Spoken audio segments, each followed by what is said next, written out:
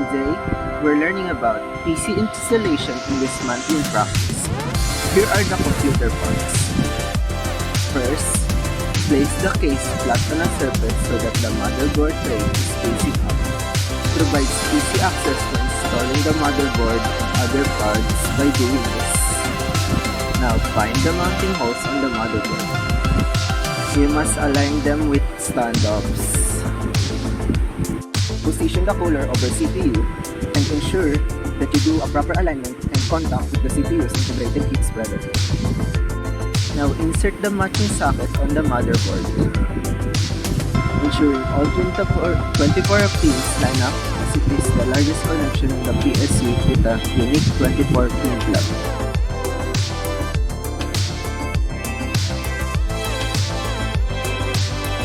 Peripheral power connectors power case components like fans and front panel connectors.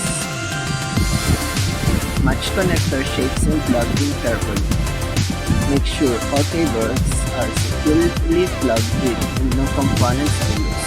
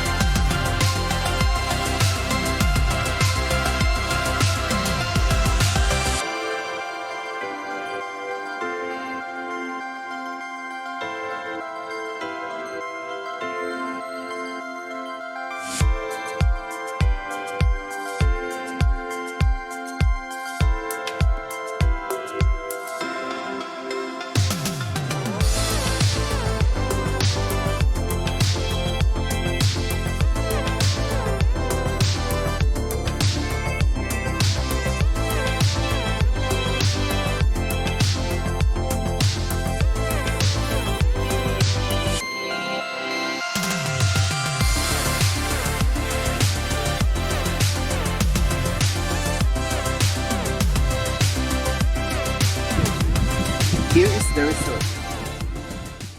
Now, let's head to our next activity, the installation of the Linux Mint ISO. Before we begin, let's download our ISO file on this website.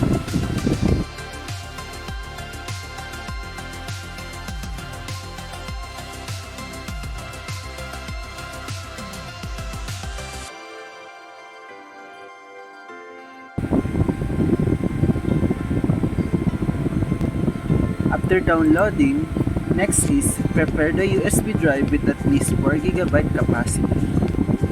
We are gonna use the Rufus to help us format and create a bootable USB drive.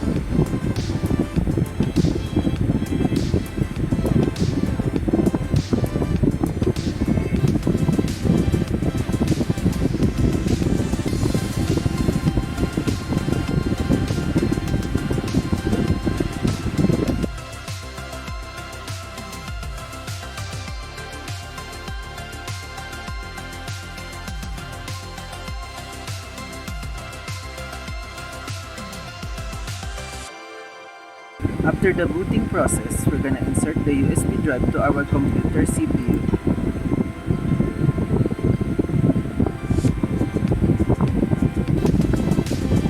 Click the boot menu and choose the file that we downloaded. And wait for it to open.